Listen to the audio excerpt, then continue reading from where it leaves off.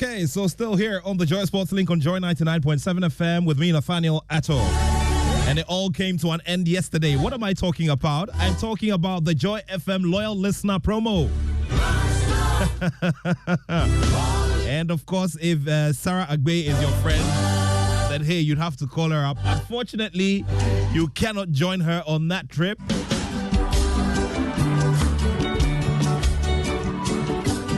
I would like to say thank you and congratulations to Abna and Nene Nyumute for finishing in second and third positions respectively. Isn't that amazing?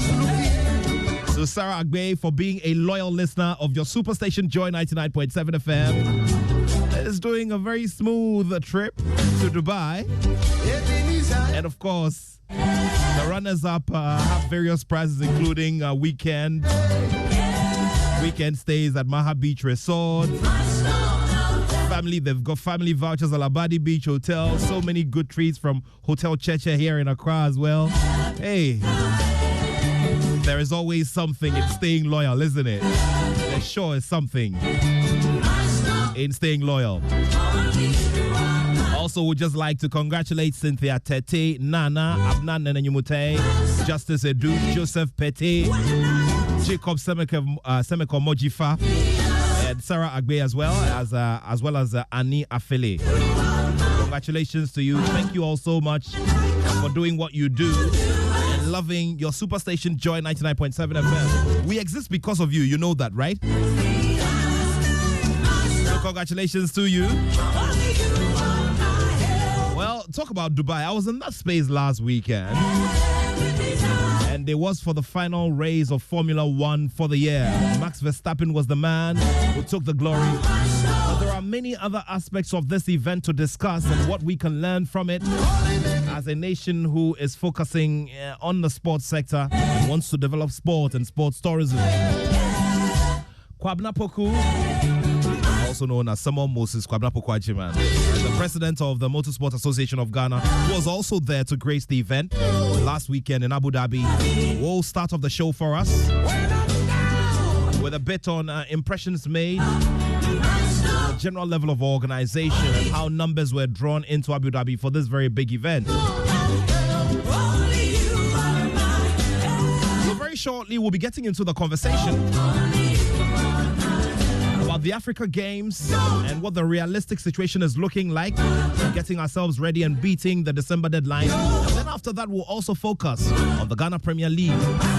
We do not have a substantive headline sponsor as we speak. It's because of the development from the week. Bet Power, who originally were the sponsors.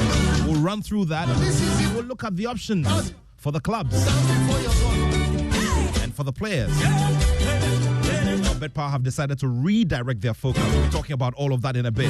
But what if I told you that 10 Ghana cities can get you free concert tickets and shopping vouchers worth up to 500 Ghana cities to shop at Melcom or get some buckets of juicy chicken at KFC every week this December? Oh my goodness, that sounds real good. Okay, so stake 10 Ghana cities or more in the Game Park game. Pick 1 or pick 4 lottery. And this will be entered into a weekly Saturday raffle and the chance to win Moolah for December promo as well. So regardless of the outcome of your stake, you can still win a voucher for yourself. Vouchers are limited, so play more to increase your chances. And remember to watch the Saturday promo draw on Adom TV. It's at 6 p.m. now. 6 p.m. You know, at first it was in the morning, at midday, and at 6 p.m. Now it's at 6 p.m. So you do everything you have to do. Attend your weddings, attend your naming ceremonies, attend your funerals as well. Meet up with the friends, do everything you have to do. But at 6 p.m., make sure that you have a screen and monitor. Dial star 946 hash or visit www.gameparkgames.com and play now. Remember, terms and conditions apply. Game Park Games, more moolah, more power.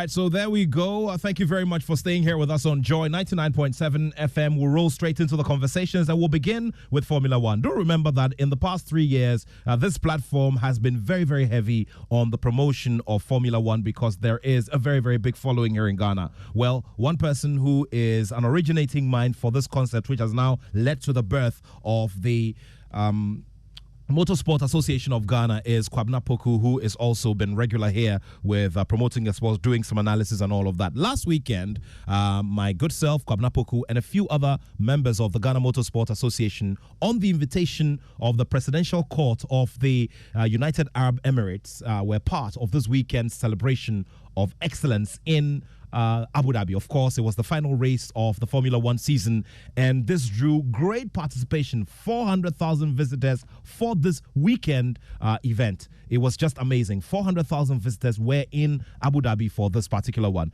And of course, after many interactions and after the kinds of collaborative talk that has gone on, there's good. There are some good indications and some good signs. Can Ghana get ourselves into thinking of gradually growing and becoming a sport? Well, South Africa would have been a major race venue for Formula One, but for a few technical issues and all of that. But all of those conversations we'll have later. Let's now get on Zoom and have a conversation with Kwabena Poku, who is the president of the Motorsport Association of Ghana. Kwabena, thank you very much for joining us. You just returned. Yeah, you returned from the UAE just a couple of days ago. Tell me about the general experience of being a part of this final race of the season and what kinds of lessons you've learned, especially on the front of sports tourism, which is an area that we've always been focusing on, especially as we look forward to hosting a successful Africa Games. So this on track is very different. Sorry? Yes, please go ahead. Yeah, I was saying that the experience was very, very different. It was a very epic race. I mean, look, we've been watching F1 at our viewing sessions for the past 3 years. On track, even the cars sound different. If you're there for live viewing parties, the car sounds different. You can see the cars very, very heavy on the track. But for us, the Presidential Court of the UAE, and right from our departure from Ghana, right to Dubai through to Abu Dhabi to our hotel, the experience was extremely different. The standards were very, very, very high. I mean, the treatment of the guests. And even the first day, we were so overwhelmed that we didn't even want to go to the track. But then again, some people made it to the track for the main circuit walk and the paddock walk and all of that. And the first day for the free practice 1 and free practice 2 was amazing, watching it from the paddock itself.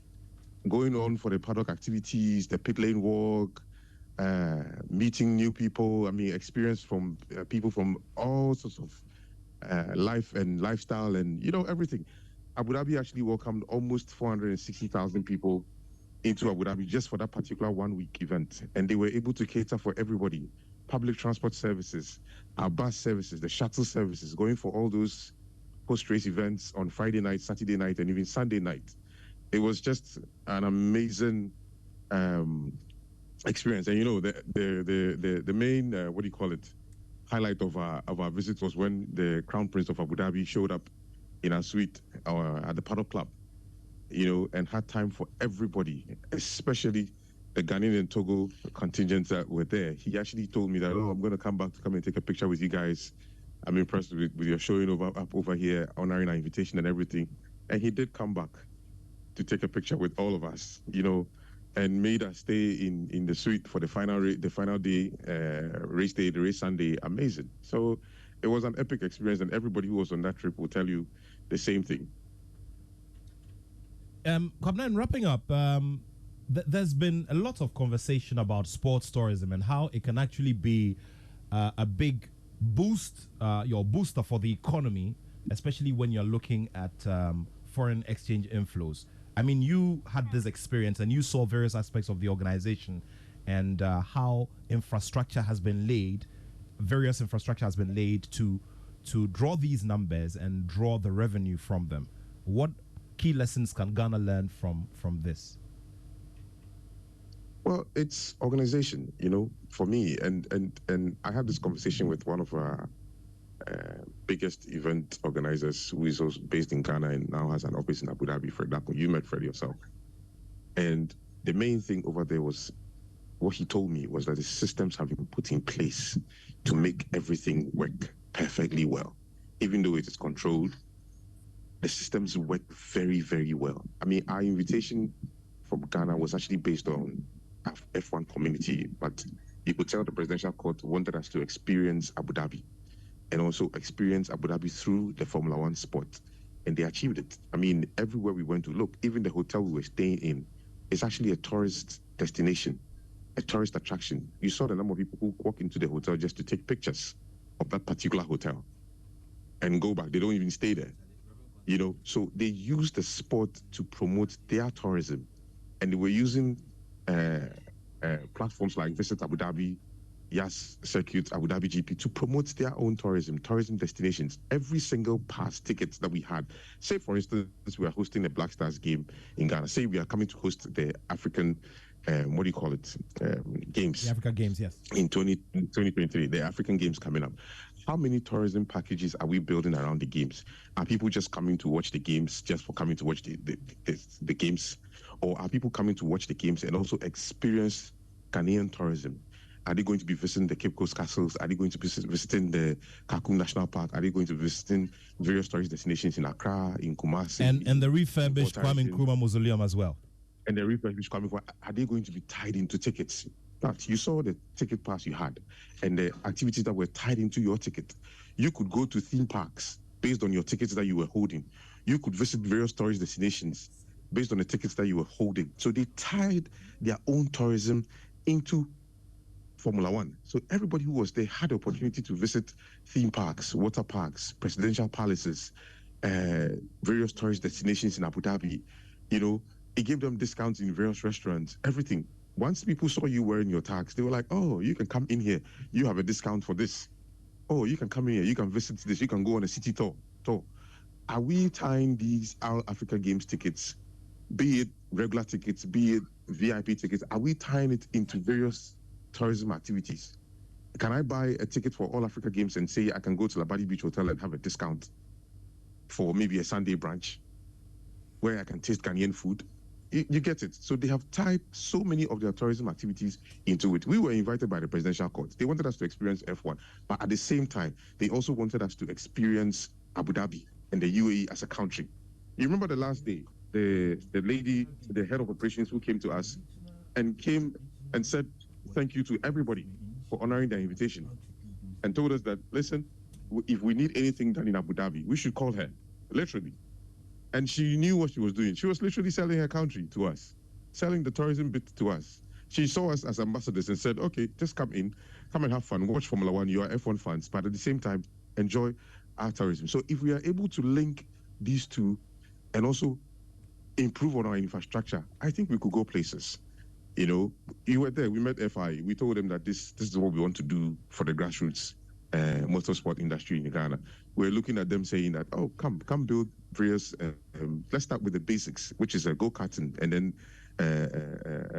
rough roads, racing and all that. Come help us build these tracks, improve on the infrastructure, and then build a particular industry, have people come in. As soon as I got back to Ghana, I was talking to one of the guys at, where we our usual spot.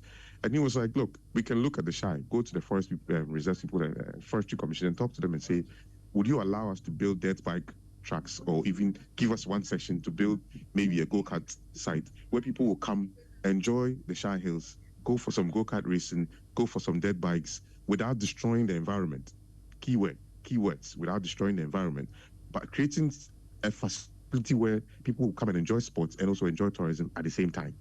You understand? So these conversations have begun, and I'm just hoping that we'll get the necessary support in terms of support for the Motorsport Federation of Ghana itself, in building and developing the motorsport industry and linking it to tourism. And at the same time, our tourism sectors and our sports sectors can look at this and say, listen, these people are doing it big. What are we going to learn from them? And then also add on to what we've already started.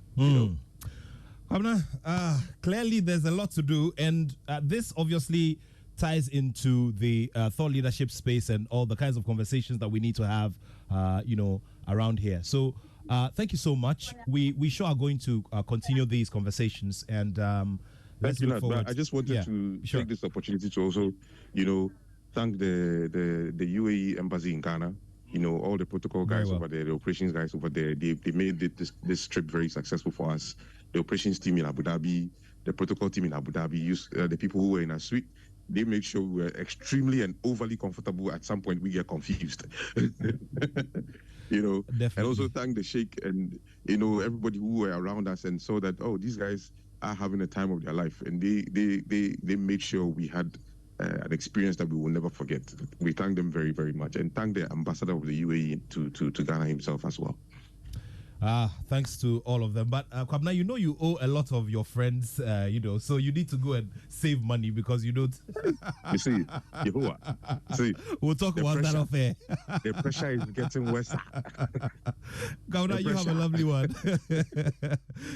Kwabena Poku is the president of the Motorsport Federation of Ghana, and we were there together last weekend in Abu Dhabi for the final race of the season. And that just brings us into our first part of the conversation for this afternoon. The vice president of the Sports Writers Association of Ghana, who's also editor of the Graphic Sports newspaper, Morris Kwanzaa, is here with me in studio. We'll be joined remotely by former Assistant Joy Sports editor Ridwan Ibrahim Asante from North America, and also we'll be getting some perspective from a few others as well. You bring in your thoughts as we look at this one. So at this point, we're just looking at the basic element, which is getting our infrastructure ready. As at yesterday as at 2 days ago when we started the process of counting down from 100 days, we were still not exactly ready. But this is what we put together here at Joy Sports for the Africa Games, and that countdown of 100 days. After that, I engaged the vice president of the Sports Writers Association of Ghana. Remember, his president, Kwabena Yeboah, had reason to speak about this a couple of days before the launch of the 100-day countdown, and he was very blunt about the worry,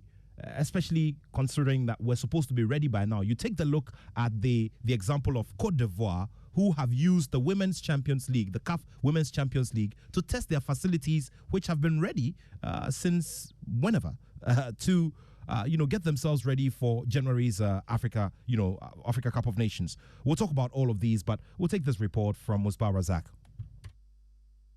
Of Ghana, Dr. Mahamudu Bawumia, as part of the launch, inspected works at the Boteman Sports Complex and the University of Ghana. The games, which were initially scheduled for August 2023, was postponed to March 2024 due to delays in delivering the requisite infrastructure. However, there have been new developments since the announcement of the new dates, with work at both venues nearing completion. Speaking at the launch of the 100 Days Countdown at the University of Ghana, Dr. Bawumia said the African Games will serve as an avenue to invest in facilities for the future.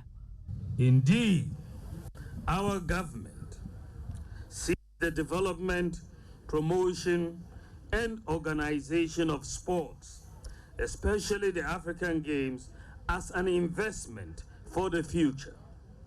The construction of modern sports facilities for the African Games is therefore a deliberate effort towards providing additional infrastructure to propel sports for development. The construction of these magnificent multi-purpose facilities at Boteman and University of Ghana for the African Games clearly demonstrate our government's commitment to the development of much-needed sports infrastructure in Ghana. The sports minister, Mustafa Yusuf, following the inspection of the facilities, believes the country is finally ready to host the rest of Africa next year for the Games. According to him, contractors are expected to hand over the facilities in December ahead of testing. We are fully prepared to host the entire African continent here in March 2024. As we know, we have visited the Aquatic Center, which is the biggest in Africa, the 10-lane warm-up pool, 10-lane competition pool, which is going to be certified by the World Aquatic Body. We are also developing a multi-purpose hall that will take we use for basketball, handball, and other indoor games, which is 1,000-seater with VVIP. We are also developing 5 tennis courts, one of them covered with 1,000-seater with VVIP. We are developing a multi-purpose hall dome, and you saw it's completed. We are also developing University of Ghana Stadium, 12,000-seater. The running tracks that we are doing, the running tracks are going to be certified by the World Athletic Association. We are also doing a warm-up tracks, and you saw it. The Vice President visited there, which is just 5 minutes away from the main competition pool, and this is going to be certified as well. So, and aside that, even at Botima, we have another athletic track which is going to be used for training. So, in terms of facilities and our preparation, we are ready. I just want to use this opportunity to appeal to everyone, especially you, the media, and the entire country, to rally behind this game, so that we can host the entire African here comes March. All right, one more question before you go. 100 days may seem a long time, but not too long. When are the contractors expected to hand over the facilities? The contractors are all expected to hand over the facilities in December. And most of the contractors, especially the Games Village, the contractor is done. We are just waiting because some of the students are still here. That is why the contractor is still on site. Once the students leave, the contractor will put the finishing touches, and the games. The University of Ghana has revised the academic calendar for us to be able to host the games. Chairman of the local organizing committee, Dr. Kweku Fosu-Asare, also expressed delight at the progress of work at both the Boteman Sports Complex and the University of Ghana.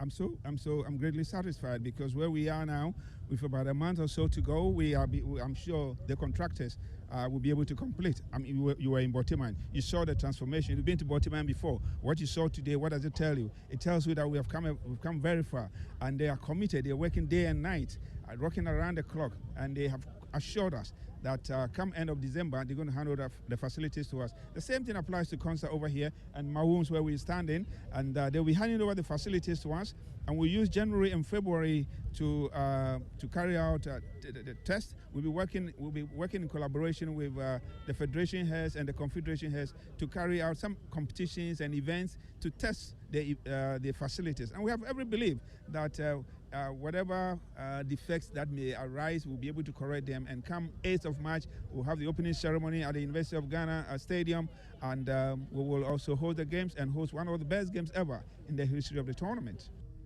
Over 3,500 athletes and officials from 55 countries are expected in Ghana to compete in 23 sporting disciplines over the 16-day period. For Joy Sports, Lawrence Beju.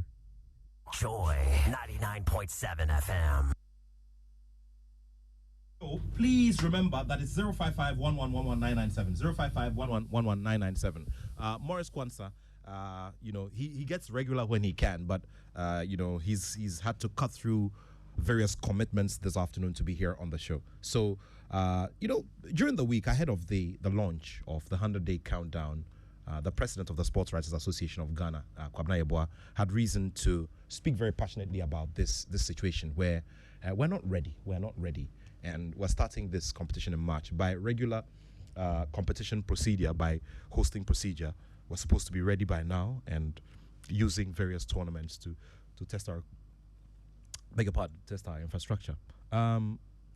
You have also monitored. You've seen everything that has gone on. What are your initial thoughts? Thanks for being always a pleasure to be on set. And let me make a little disclaimer. There is a new vice president of SWAG, Evelyn Nsiah-Asare.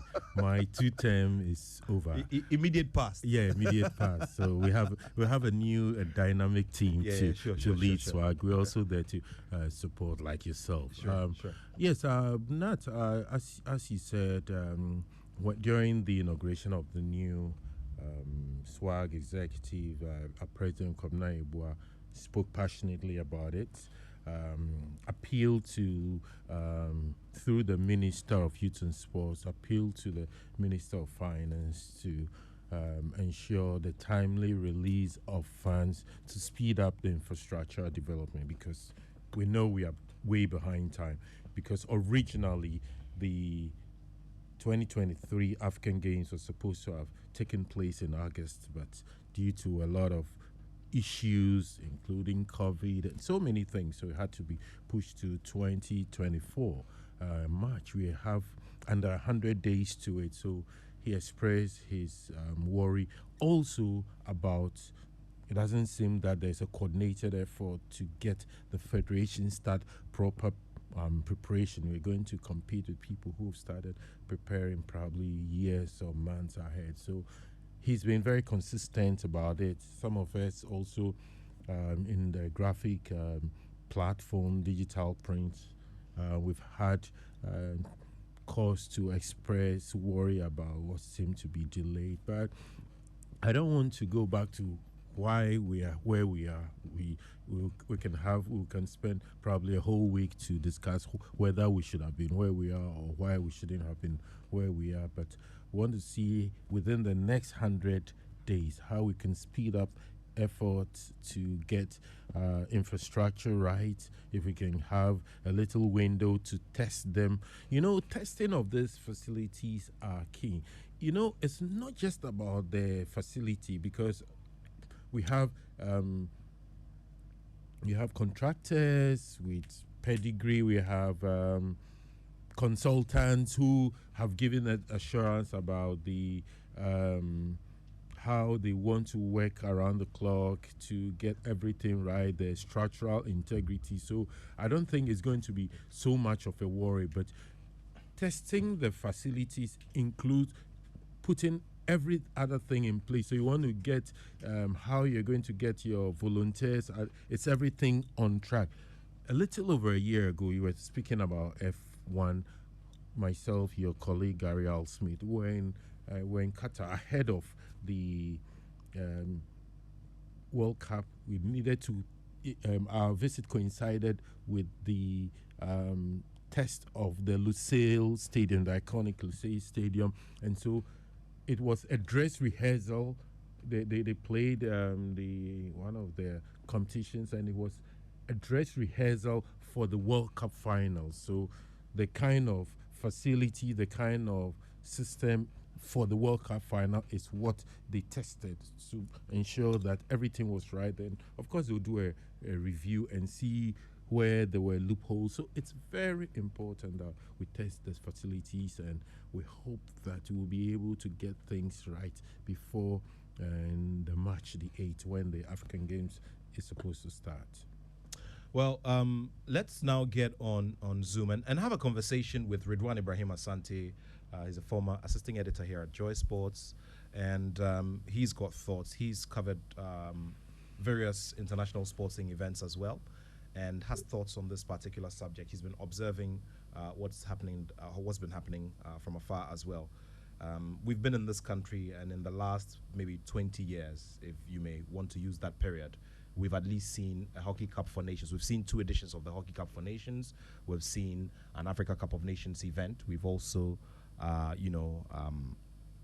we've also seen a few others as well. So you're looking at the circumstances under which we had all of these and had our facilities ready. The women's AFCON was also held in 2018. I remember very well. I was master of ceremony for the opening ceremony. On the D-Day, we still had a few things that we had to get ready. But Ridwan, thank you very much for joining us. Look, we're here. We've got just a couple of months to go, and it will be unfair to use the jurisdiction where you are as a yardstick, because obviously that's developed and we are still developing. But what kinds of lessons do we learn from such situations? And do we ever seem to learn our lessons, because this is not the first time? Thank you, Nat, and also to Maurice and the entire Joy Sports crew. I think you just said the most important thing, try to compare, and that's where the mistake comes. We've not been able to look at our situation and then craft something out of it. We always like to compare, especially when, the points are in our favor. We are quick to use foreign examples, and when they smash in our faces, then we don't go, to those foreign examples any longer. You mentioned of the Nations Cup, the Hockey Nations Cup or Cup of Nations, but I've just been thinking. I must admit, I've got scanty information on what is happening with the Africa Games, but then from a general viewpoint, have we ever as a nation been ready, you know, to host any tournament at all? Have we? I mean, let's go back. When was it? I think the closest or to kickstart hosting tournament, I think it started with Ghana '99, right? Maurice, I think Ghana '99, yes, the under-20 Africa Cup of Nations. Yeah, that's in more recent times, but we've previously hosted yes, I mean, the African Cup of Nations. Since 1990, for me, before 1999, I don't know the last time we ever hosted a tournament, you know, a major, you know, tournament before 1999, maybe in the 80s, or I think so.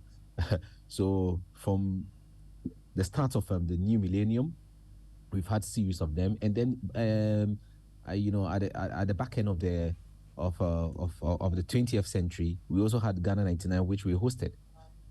Were we ready? Remember the bombshell record? You know, we are all, you know, thinking the radio. Maurice, I think you were there on Groove FM. You know, at that time, we heard stories about how the stadium was not ready, the Accra Sports Stadium and Kumasi Sports Stadium or Bavaria Sports Stadium. And even with the seats that came in, the contractors needed money. At the record, that's Adikokes private company that has shipped, you know, seats for the stadium, and the whole lot of scandals surrounding it. Now we move from there to the Hockey Cup of Nations. Nat, you remember what happened with Okoni Kojani and how we are not, you know, simply unready to host the tournament. We even thought it was not going to come on. Yeah, and he had to save the situation by doling out about $17.5 million US. Yeah. We've never been ready. And you can talk of even the Women's Nations Cup. At the point in time, remember what Tony Buffo went through? Because they had come, inspected the facilities, and people descended on Tony because he said we are not ready and the tournament was going to be taken away from us, blah, blah, blah. We've never been ready to host anything. But at the end of the day, like we always say, we are magicians. We get it done. You know, let's direct those positive energies, you know, to that. I mean, we can complain, we can say whatever we have to say, and we need the test run, bro.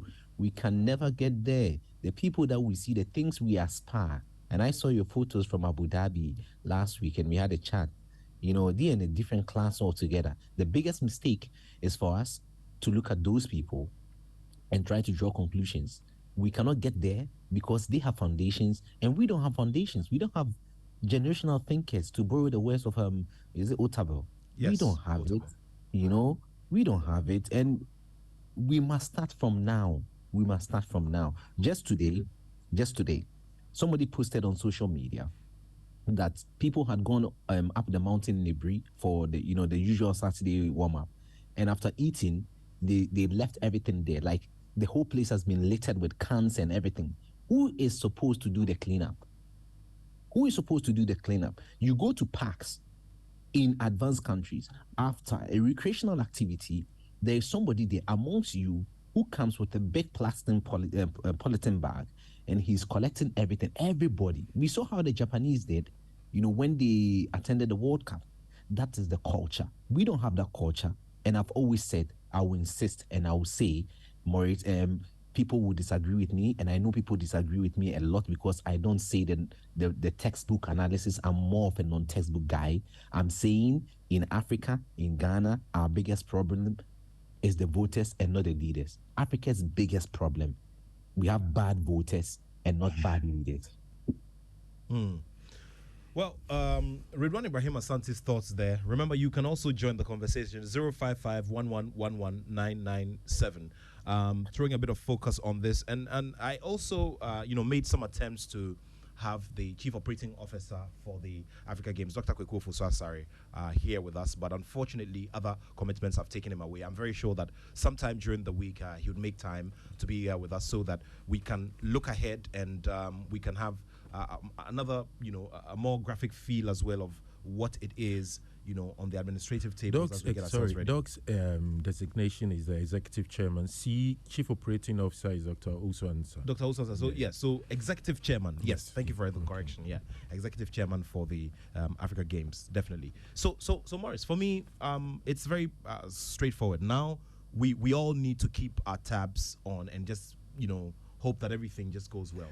But I have a bit of confidence in the the companies that are working. For instance, Consa, who are all under the Micheletti Group. Micheletti, remember, were in charge of the Hockey Africa Cup for Nations back in 2009. And I was on ground, and I remember very well doing some inspections at the time.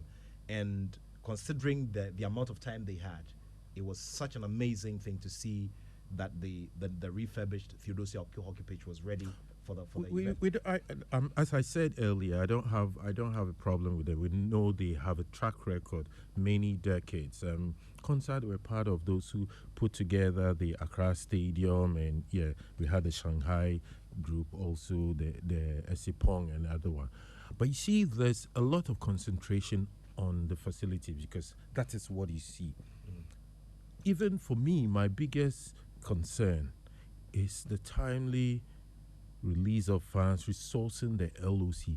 They are the things, the operational things that make tournaments or events successful. Even at Multimedia, you have your events group. It is when people went to Abu Dhabi, you were seeing all those things. But what we did not see before people went were the on the ground event, the operational things, what we call the behind the scenes. And I believe Abu Dhabi, they had done that thing for over a year. The planning, because once the planning is right, the execution is spot on. So what is even more important is not just the infrastructure, because they have the track record. And in this day and age, modern technology makes construction easier, working 24/7, prefab. But the most important thing is the operations on the ground. You need to have medicals, you need to have your volunteering group ready, and that's where my concern really is, because we need to resource the LOC well to be able to execute these things. Morris and Redwan, there's another part of this conversation which sometimes seems to be missing. Are athletes and how ready they will be, because once the games begin on March 8th, everybody's concentration will be on Ghana, especially everybody here will be concentrating on Ghana's athletes, how well we're going to do and how well we will host this event. And normally when these kinds of events happen, you do realize that home support gets very intense, especially when the home-based athletes or the host nation's athletes are doing well. And you know that the success of such things is also intricately linked with the success of the host team. And mind you, we're going to compete in 23 disciplines or events, out of which 8 are Olympic qualifiers. We have athletics, track and field as we call them, badminton, cycling, swimming, table tennis, triathlon, and wrestling. So for us, there's Paris also there. Arm wrestling, some of them are non-Olympic qualifiers, some are also, there's also boxing. So but even with boxing, they're not going to use the African game because the IBA has its own, and I think we're going to Thailand and Italy. Yes, because we missed out on qualifying sports when we went to Dakar. So for these ones, it's also important that there's Paris 2024 ahead. So it's important that there's a coordinated effort to do it. Unfortunately, not perhaps apart from the Football Association, but our federations, they don't have the resources to be able to organize camping and competitions on their own. They largely depend on inflows from the state, and it doesn't come in time. You don't usually get exactly what you ask for. So they always have their hands tied up. And so Morris, you've hit a very important chord now, and that is one chorus I believe would always sing, because I have heard this a trillion times. Ridwan, I'm sure you have also heard this a trillion times, the story about the lack of resources and how, based on that, sporting federations are just not able to get the requisite preparation. We can talk about the example of boxing, who had some 12 boxers go to the first qualifier. We're unable to get. We're just on the brink of getting one boxer into the qualification zone. Unfortunately, we couldn't. So we're still back to square one, and we'll have to do it. Ridwan, we're singing the chorus again. Resources. At the end of the day, it's resources, and we can't boast of having one federation that has done solid, standard preparation for hosting, a big event like this. Yeah, I think I did I lose you, Nat? I think I lost you.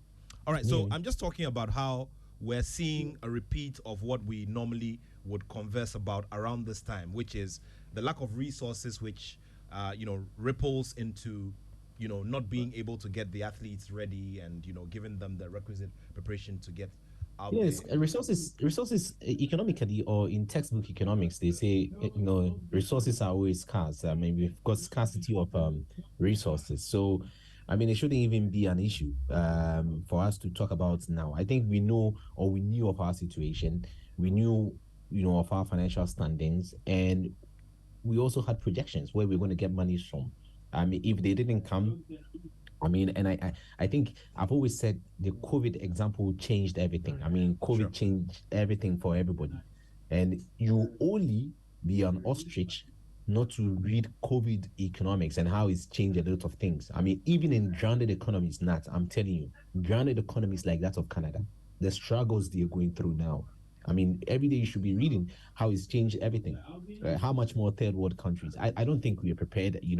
We've never been prepared, and also we've not set our priorities right. You're talking with Kwabena Poku on sports tourism and how we can make huge gains, or countries are making gains in that one. I mean, Sochi in Russia, they invested so much money, and you can see it's been the talk of town. It's about priorities. What do you want to do? Are you interested in sports washing?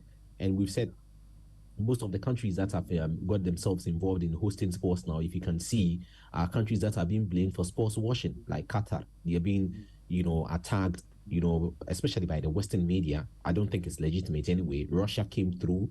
I mean, after Russia pumped a lot of money, hosting a lot of, they hosted, I think, 2 Champions League finals, and then they had Sochi, the Winter Olympics, and then, decided to also host the World Cup as well in 2018. $30 billion was invested in Sochi, right?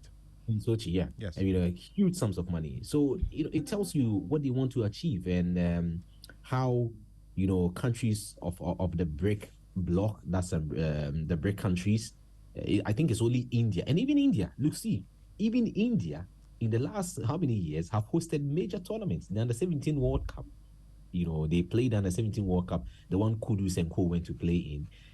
I didn't even think about it, but most of the countries have now got into, hosting, and they are being attacked as of advocates of or using, or let's say using sports, to wash their image, as it were. So, I mean, we've got few countries now getting involved, in hosting, and we should expect these struggles, especially when we've got a lot of needs. The government is struggling brutally, and they are just limping to save the economy in Ghana. I don't know how they're going to do that, but hey, this is where we are. So what is the best thing? Let's save the whole tournament, or the whole competition. Let's get the best that we can do. We shouldn't always be complaining or believing the facts. Money will never be released. I've never seen any tournament that we've been ready. Even for 2008. You remember the struggles they call Rex and tell him whether funds were made available for him? No, we didn't get it. At a point in time, we even didn't think the Tamale Stadium, would be complete, to host some of the games. So that's how we've been. Our lives have been so far, and so we just have to take it. And it's good that maybe the vice president has gotten involved. There's a political twist to this whole thing. Now he's the flag bearer, and so he takes a bit of responsibility. So maybe he can now, ensure that resources are directed to that campaign, and then we have a successful, Africa Games. Okay, so we'll be keeping tabs on this situation, and we'll be doing more regular updates, because the time is flying, and the interest for all of us in wanting to have this conversation is to ensure that we have a very successful Africa Games event that will be a template, just like 2008. CAN 2008 was a template based on which Mr. Magnus Rex Dankwa was invited by the LOC of Angola 2010 to come and, improve their capacity or build their capacity in putting together a good, event. So we'll be looking forward to that. And we do hope that, that record will be set by all those who have been given the responsibility, the engineers, the contractors, and all of that, so that fittings will be put in their place. We can test in good time and get things going in the first week of March. Now, it's time to talk about the Ghana Premier League. Many efforts have been made over the years to get the Ghana Premier League up and going. After Ghana saw, a very big twist or a big slump after the number 12 documentary, a new administration was put in place, an ad hoc administration was put in place by FIFA. They went through the motions, there was an election, and then a new administration came into force. Now, the new administration has, led by Kurt Okreku, who has now secured a second term, have looked forward to getting sponsorship resources for all the products available under our football structure. One of them is the Ghana Premier League. Now, everybody was excited when BetPower took up the responsibility and the role of being headline sponsor for the Ghana Premier League. This is something we hadn't had in a very long time. As things stand, BetPower have decided to redirect their focus for the sponsorship or the partnership with the Ghana FA, and they say that they want to look at another aspect of supporting the game. Now, so the move is helping them to step away from the role as headline sponsor, and they're directing their efforts at providing direct benefits to the players in the Ghana Premier League. Now, this means that they are committed to enhancing player welfare by increasing the locker room bonus to 400 Ghana cedis. Additionally, the company has pledged to finalize the construction of the BetPower pitch at the Guanaman Soccer Center of Excellence in Pram Pram, showcasing dedication to infrastructure development under the new partnership framework. So this locker room bonus was increased from 150 Ghana cedis per game to 400 Ghana cedis. I mean, once your team wins, every player will get 400 Ghana cedis under the new arrangements. Now, BetPower originally signed a 3-year contract in August of 2022, committing to a total investment of $6 million with an annual contribution of $2 million dedicated to promoting the league. Now, the betting company swiftly became the league's headline sponsor, marking the end of a prolonged period without much sponsorship. However, just after one year, BetPower has decided to shift its focus, and that is interpreted by some, as some dissatisfaction on the level of the company. All right, so we put together a report here on the Joy Sports desk. We'll bring you that, and then after that, we'll do the analysis right here. But keep your messages coming in at 055-1111-997 here on the Joy Sports link. Joy 99.7 FM. After years without a headline sponsor, it came as a great sigh of relief for most clubs when in August 2022, the Ghana Football Association unveiled sports betting firm BetPower as the official headline sponsor of the Ghana Premier League.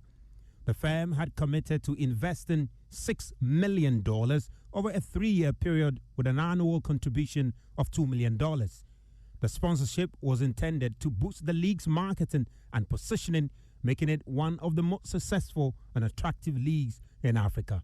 And thank you for your big commitment in investing a minimum of $6 million over 3 years into Ghana football.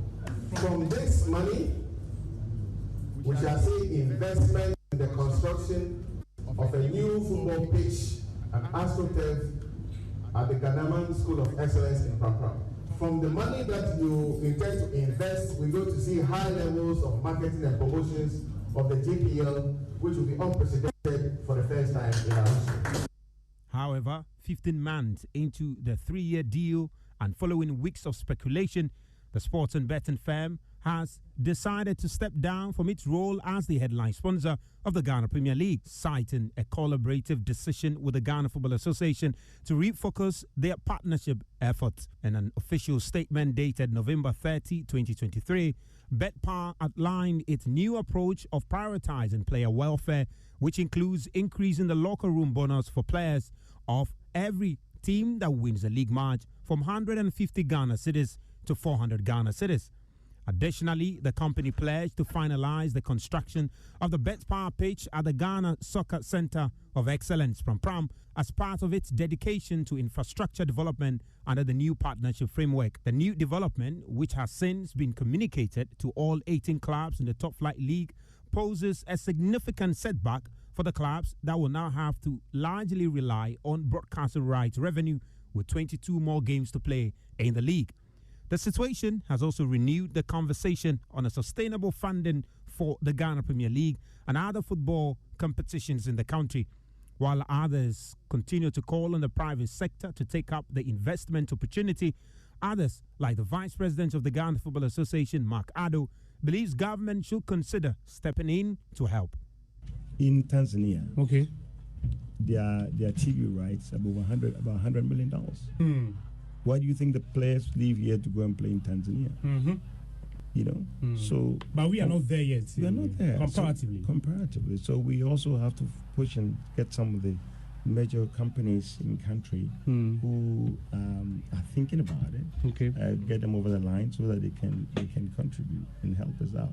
And also the government has to come in. I always keep saying, we cannot do it all. Sure. I mean, unfortunately, we live in a country where, you know, our finances are so stretched. Sure. You know, but we have to keep pushing to see if government maybe can put in $50 million every year towards the league. And it will go a long way. $50 million. What's wrong with that? I mean, it's a social intervention. Think about it. So you're expecting the government to invest $50 million every year? I just made a number up. I mean, I would say more. He emphasizes that such a move by government could be a strategic social intervention policy intended to improve the industry and ultimately enhance the local economy. But think about it. If you look at the number of people that are in the league, we got over 100,000 people, either directly or indirectly affected. It's a social intervention. I would say this. I have 40 people sitting, in apartments house somewhere. I'm feeding every day. What are they going to do? And what is the government going to get in return in the end? But it's a social intervention. Think about it. Are they working? In the end, you have first of all, you have healthy athletes who they don't go when you're healthy. You have your medical, like they do in Iceland.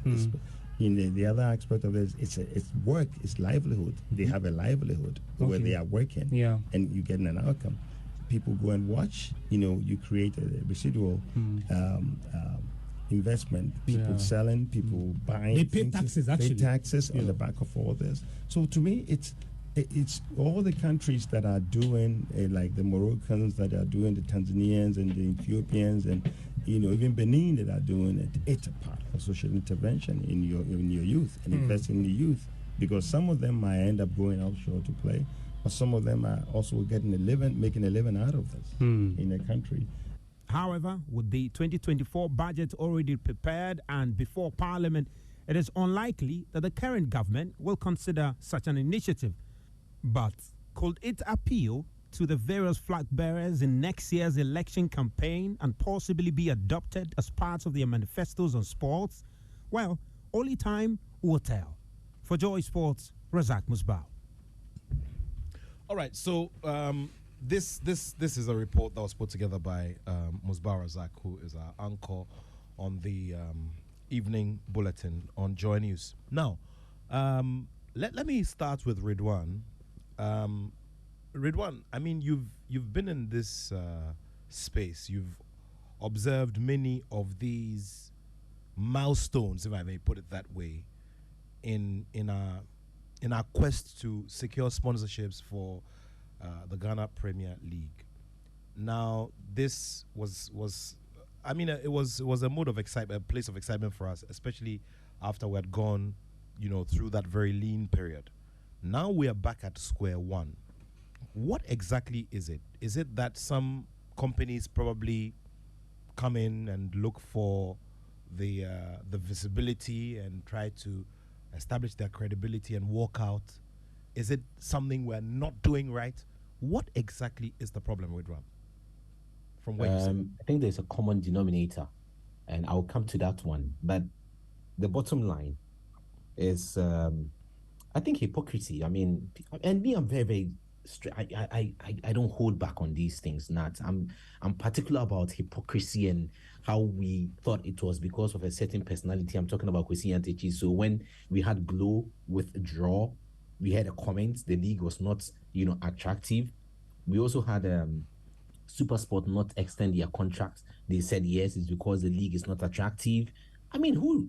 There's a third one of First Capital Plus Bank, and they said the league is still not attractive. We had commentaries without doing any proper scrutiny and analysis of the situation.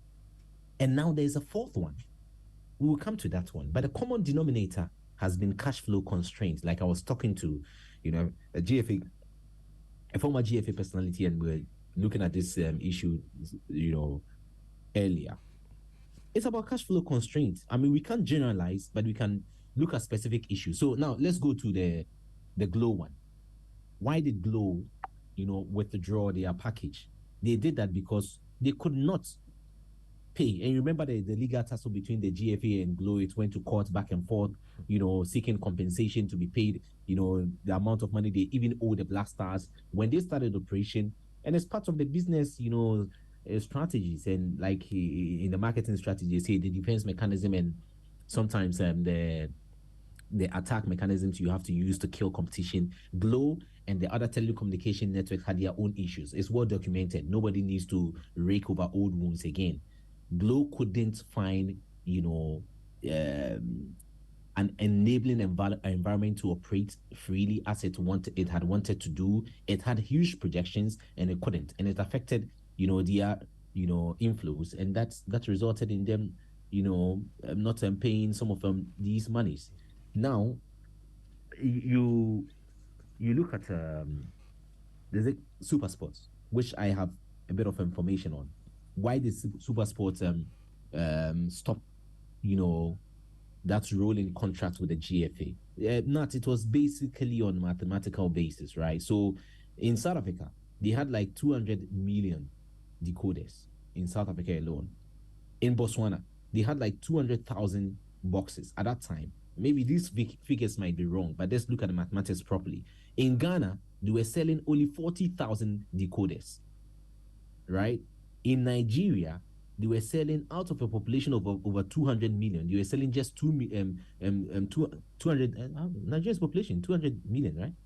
They were selling only 2 million boxes. And even the 2 million decoders in Nigeria, I think about 90% of them were illegal connection, and we have Ghanaians living in Ghana and paying, in Nigeria, so those were the reasons. SuperSport thought, why should we pump so much money, in these economies like Ghana and then Nigeria, where we're making less, and then why don't you concentrate on something else? So it was purely on a business decision or on mathematical basis, and that's how come they rolled out in countries like Zimbabwe and Namibia. So it had nothing to do with the league, whether it's attractive. We can talk about the product, that's the GPL, which is for another discussion anyway. But with the issue we have at hand on sponsors withdrawing and the rest, we all know the situations. Let's not talk about the First Capital Bank issue. It's well documented in our annals.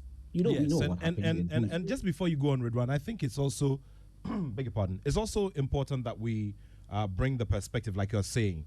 I do remember very well that at the time, the First Capital Plus brand in banking was a tier 3 brand. And so having that quantum of $1 million per season for that brand in the banking space was a bit much. And I think that upon review, some consultants came in and said, look, this is not something our muscle can handle. And so we have to terminate the contract. Yes. So we speak in the same language. Yes. It's got nothing to do with the product. It's got nothing to do with our league. See, sometimes people say things like, "Oh, the league, there's a whole lot of hooliganism, etc." One of the biggest marketing products in Ghana, across board, is the Ghana Music Awards, the VGMA. It has had its fair share of bad mouthing, image tarnishing, even violence, to the extent that people touted guns on stage, Shatawale and Stonebwoy, but still, Music Award is held. Miss Ghana has had fair share of a lot of staff from people accusing organizers, and you are in that industry, you know very well. But Miss Ghana is held every year. The beauty pageant is held every year, and there are sponsors on board. So what are we talking about? It's got nothing to do with the league. I think businesses. We don't want to also blame the businesses because they come to the rescue of the league, and they do want to invest, and they also have projections. Just that at the end of the day, some of them maybe they have overstated dreams, and that's why it affects them, to a larger extent. So when you look at all these, who do you blame? It's the economy. You can't blame the GFA. You can't blame, the players. You can't blame the clubs. Yes, they've got issues, but we're saying there are issues elsewhere that still attract sponsors to be on board. So for me, these are some of the things, we have to look at, and why even Bet Power, maybe they had a lot of, they thought they could have made, a lot of gains, and after how many years, I think a year and a half or so, they've reviewed and they're thinking, oh no, we took, the wrong path. But see, I don't know whether I'll have my chance again to talk on the way forward. Let me just box it together. So when we were involved in Super Sports, we had, an issue. We said the best way to do this thing is not to put the responsibility on one, sponsor. Let's get as many sponsors we can. And the most important thing was to pay for the production, top-notch quality production. Get it on television, get TV stations, maybe 4 or 5 of them together, and let's run this league, right? So you don't have a sponsor. All you have is a broadcast partner, those paying for the production cost. And when you have the production cost being paid for, it caters for everything. We have it running on local terrestrial television, like 3 or 4 of them, everybody bringing resources together. We can now have the league entering every home, being a talk of town, and then we see the product being acceptable, and the consumer, as an irrational behavior, will think firstly of the league when there is the football. And you don't have our MPs in parliament talking about a different league with a different player, Harry Maguire, praising another league. It's a sham. It's a disgrace. And that's how come we find ourselves here. Morris, so once again we're here, and now we need to immediately start looking at how to rectify the situation, because that capital injection is needed. We've had conversations with politicians and political outfits, some of the political parties who have placed in their manifesto that they want to make certain investments in our football. I do remember that the NDC, for instance, invited us, editors within various media houses, to come and brainstorm with them. And this was done about a year and a half ago, I remember, at former President John Mahama's office. And this was led by Sami Jemfi. And their proposal was that they were going to inject capital into the Ghana Premier League, or seed money into the Ghana Premier League on a yearly basis, such that each player had a minimum of 1,500 Ghana cedis for, as compensation.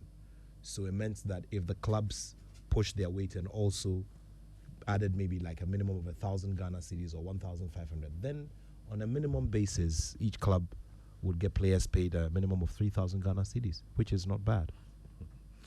Yeah, every year we hear, they're politicians, so they need to say things that's music to your ears, but they come and then they realize that the exchequer cannot support it.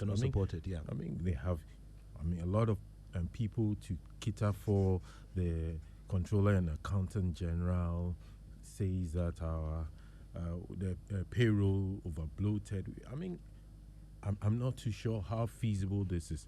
But to take us into a larger conversation about having a sports fund, which will take care of some of these things. It will take care of athletes' preparation for major competitions. And so we need to rethink the whole issue about our investment in sports and how we are going to because drive Morris, some of these Nigeria, things. for instance, has that structure where government invests directly in the league, in the Nigerian Football League. I'm not saying it's not feasible. I am looking at how practical it is. Looking at even particularly now our financial constraints. We're stretched. The government is stretched. We are under an IMF program. Bailout program, yeah. It's going to last in, and each time, even before we went to this IMF thing, we know about how you tell you that about 70% of our resources goes into compensation, majority of which are those who are on the controller and accountant general payroll. And so maybe that's going to be another conversation. But in order not to digress, I think this thing with the bet power thing, the FA and then the clubs, they will need to rethink it, because you remember at the 29th Ordinary Congress in Kumasi, I was there. I was in the Great Hall when the FA president announced a 60% increase in prize money for the Premier League team. So the winners are going to have 500,000 cedis and going down. And I don't know how with the bet power thing, but I saw it coming up. You see, even though they had signed a 5-year contract, it was renewable after each year. So these days, sponsors are very smart. They don't just go in a 5-year thing, renewable. So there are some KPIs, and they also look at, any businessman, you want to look at the return on your investment. You do an annual, you need to do an evaluation. Have you got return on that investment? You look at it vis-a-vis the larger economy within which you operate. Can you sustain it? So that's, but if you want to look back, Ridwan was mentioning it. My early years of journalism, sports journalism, I don't know if you can remember, there was a certain ICAM Premier League. Yeah. That was way back in 1994. Yeah. Almost 30 years. So we were running ICAM Premier League. By the ICAM group or at ICAM Printing Press? Yes, by the ICAM group, yes. But they had not signed it. There was some gentleman's MOU sort of. So for close to half a season, we mentioned ICAM Premier. The ICAM Premier League did not even fly. There was no such contract. So they enjoyed free publicity. So we've had issues with how our... And ICAM folded up eventually. Yeah, ICAM, many years later. But just to tell you, we've had issues with this sponsorship and all those things. But it also... Yes, back in the day, the FA, the marketing, the business side was not well structured. It's been improving time. Particularly since Kwesi Nyantechi's era, it's moved a step higher.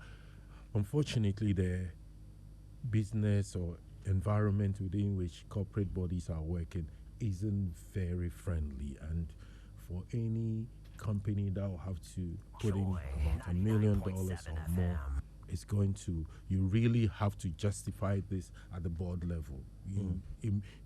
Then you've got to be like an MTN that is making so much money and will still even complain and increase our cost of data and services. But that's for another discussion. But for any company that's sponsoring our football products to that tune, I'm sure, particularly within this economic climate, there are some you need to make some hard decisions. And for the FE and the clubs, they will have to sit and see if truly they'll be able to pay some of you. Remember that the winner will make 500,000 cedis, 200 for the second, up to the 10 to. So there was about 1.150 going to prize money for the first 10 plus other. There's been a lot of money promised to the clubs for setting up our Premier League clubs. They all have women teams, youth teams, and there were some bonuses that needed to go. I'm sure there was a lot of money supposedly coming from the Bet Power, Star Times, the broadcast partner. And remember, before Bet Power came in, they were only relying on money from Star Times, their broadcast partner. So they need to work this thing out, and hopefully they will be able to, when we also get this economy running well, probably we'll be able to get corporate sponsors coming. But these are very difficult times for the FA and the clubs. Well, there's a message in, and it was talking about our earlier subject. Ghana can make a lot of money out of this Africa Games to be hosted by Ghana. And if our leaders who only think of their pockets change and think Ghana first and properly prepare for our rich tourism sector towards the visitors. This is from Alex Kofi Yareni in Adenta Commandos Research. Okay, thank you very much, Alex Kofi Yareni, for that message. Remember, it's 055 1111997. Yeah, read one. Yeah, I think some of these things we've gone past this cheap, pot shots. Like Ghana can make money, Ghana can do this, Ghana can make our leaders every time. Listen. Let's do the analysis properly. When there's a tournament in Europe, right? You can take a train from Germany to Italy to England. How much would it take you for you to fly from Ghana to Gabon? There's no. It's difficult. Very, very difficult. Why are we all? Shut up. Why are we always thinking about? I don't know how we think sometimes, and we always blame leaders. But the issues we are faced with goes beyond leadership. See, these Africa Games in Ivory Coast, the Nations Cup. They started the Nations Cup in Ivory. Yeah, in next month. Even buses to move from Ghana to Ivory Coast. Look at the countries around Ivory Coast. We should have had it freely, move around freely. Even going through the border checks, it's a stress, man. It's a stress. The last time we hosted Ghana, Nigeria, 2000, how many fans from Ghana, drove or even went to Nigeria? Today, we look at the co-bits that is happening. The World Cup is going to see a major one, between USA, Canada, which is just a border, driving through the border, and it's so free driving through the borders, and then to Mexico. That's what we're seeing now. Look at the Euro Championship, how they play the last one from one country to another country. That's the beauty of it. We can't. Sometimes we have so many theories and we don't think how it's practical. We can always accuse somebody of being a thief or being, thinking about his stomach and elsewhere. But, bro, it goes beyond that. And I think we have to be very, very realistic. And sometimes we have to really look at the picture properly and know that there is Africa. We can't host the tournament and expect people to come. Have we even done the internal marketing properly? How many of Ghanaians are able to move and go to a place like to the Volta region? There are so many places in the Volta region we've not even explored. Tourism, internal tourism alone, we don't even do it. And we want outsiders to come and grow the tourism for us? No, come on, bro. Joy FM, we've been organizing the trip, around the country, that tourism with a van or something like that. I think Philip Nye and Co are involved. How many Ghanaians subscribe to that when they go for that trip? The last time they went to Nzulezu, how many people out of the population? After how many months of advertisement on radio? How many people joined the train to make it the Ghana month period when they went up north and the rest? So what are you talking about? We can't even, pay for tourism in our country, and we're thinking people can make a lot of money from, outside. Please. This is very, very interesting. Well, you join us with your thoughts. Just join us with your thoughts. And remember, we're getting towards the end of the conversation, so you can join us with your thoughts. I think it's a good time to also activate the phone lines. 0302-216-541, 0302-216-541, 055-1111-997. So once again, 0302-216-541, 055-1111-997. So Morris, it's just looking like we would probably have to go towards the end of this local season without a headline sponsor and start looking at what possibly could come up, I think we've had, if my memory serves me right, we've gone with our headline sponsors for more than a season before Bet Power. Remember, we had issue with Namwan's group. What was the name? Men's Gold. Yeah, not Men's Gold, but he had one of his, which was companies. Yes, of course. Sponsoring. Yes. So we've always had this issue with us corporate sponsorship. Perhaps the FA needs to look at it. I mean, clearly, but it also had to do with economic conditions. Things are really tight for sponsors. So when they withdraw, I don't know if you can commit them to a longer contract. But normally, smart as these companies also are, they have it. It might be 3 years, but they'll tell you renewable after a season because they need to do their own evaluation, see whether they've had return on their investment. Because some of these monies beyond a certain figure, depending on your corporate structure, it has to be approved by the board. So nobody just want to, go fetching, so to speak, water with a basket. I mean, the water will go drain. So let's see if the FA can have a smarter way of going around these things. Ridwan, you are making a point. Yeah, what I'm talking about is that, like Maurice was saying, having a smarter. See, let's be realistic. In our economy, no local company, and I repeat, no local company can save the league.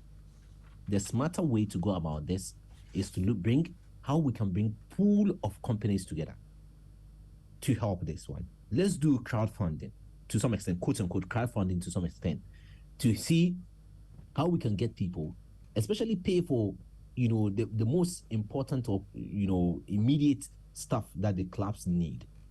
And let's build the league, the product itself again, and see how best we can market it properly. And marketing here, I'm using it contextually, not operationally. How we can market the league and let it get into our homes. So we don't see the best sponsorship I've seen in my life in Ghana with the league is with the Kinafama League. Kinafama Premier League, I remember. Yes. Oh, that was super. But let's ask ourselves, after how many years, where is Kinafama? Where is Kinafama? Do they still have the financial wherewithal to pump in money into our league? No. Which local company can do that? And sports sponsorship is huge. It's huge, Nats. Very, very, very huge. Maybe we need to bring in, see, everything about the sponsorship is all about television. It's all about eyeballs. So let's bring in TV guys. Let's bring in marketing gurus. And I've said, if we leave the league for the GFA to operate, the GFA can never do it, especially footballing in anywhere. There's no way. Qatar are making impact. At the Abu Dhabi you went to, you think it's those in charge of Grand Prix in Abu Dhabi, they were the ones who organized it. No, it's governmental. We need a governmental support. We need people, brains behind it to help the Football Association, to come out with strategies and say, let's do this, let's do that, let's brainstorm. That's what we have to do. But if we don't do that, then please, we'll come back next year. Another local company will come in with high hopes, high expectations, will try to put in money. And then after 1 year, they realize that we had overstated dreams. I think we had overstated projections. We can't achieve our targets. And so the best thing is to withdraw. And Maurice was talking about MTN even assisting. MTN will not even put in money into the league, pay this huge sum if salaries of workers have not been increased. It's going to be a problem. The workers are going to agitate and say, we don't have money and you've gone to give the league, $1 million or $1.5 million. I mean, they're just going to agitate. So, our economy, we should look at it from a better perspective and see how, we can scale this head up. Well, the economy generally, and obviously, when the strength of the economy has a ripple effect on many other areas, and we're having a feel of it in football as well.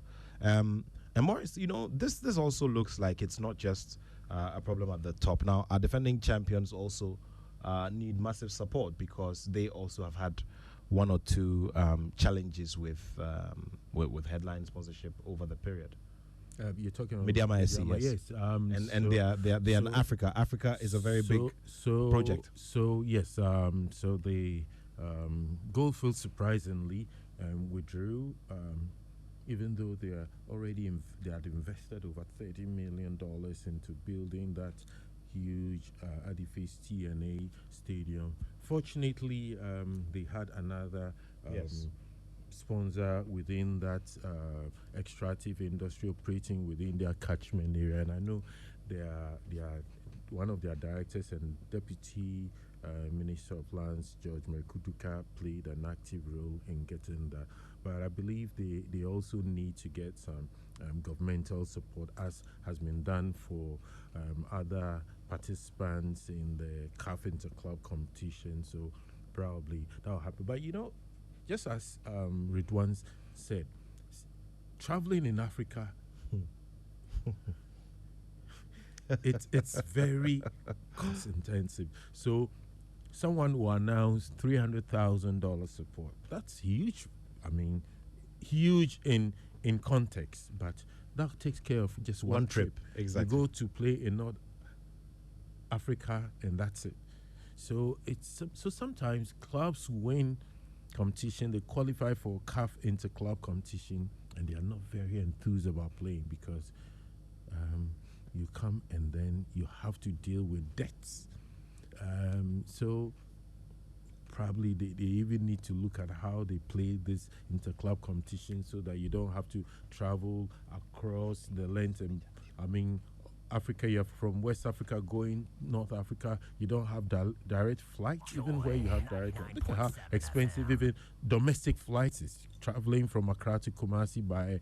So, economies are not as strong as the North African economies like Egypt, like Morocco, and then you don't have money back in this clubs, and it's pretty difficult.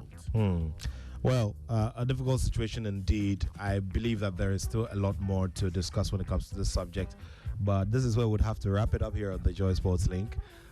It's been a wonderful time sharing your company this afternoon, and would like to say a very big thank you to the immediate past Vice President of the Sports Writers Association of Ghana, Maurice Kwanzaa.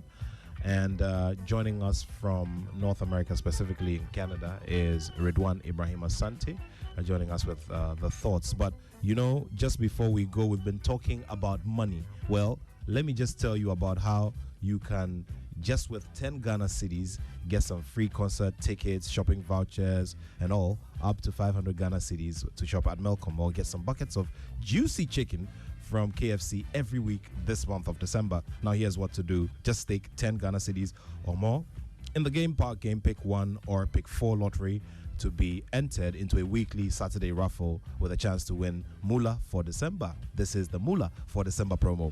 Now, regardless of the outcome of your stake, you can still win a voucher for yourself, and vouchers are limited, so you play, so you increase your chances. And remember to watch the Saturday promo draw on Adom TV, and it will be at 6 p.m. today. So 6 p.m., make sure you catch them, and you can dial *946# or visit www.gameparkgames.com to play now. Remember, terms and conditions apply. Game Park Games, more moolah, more power.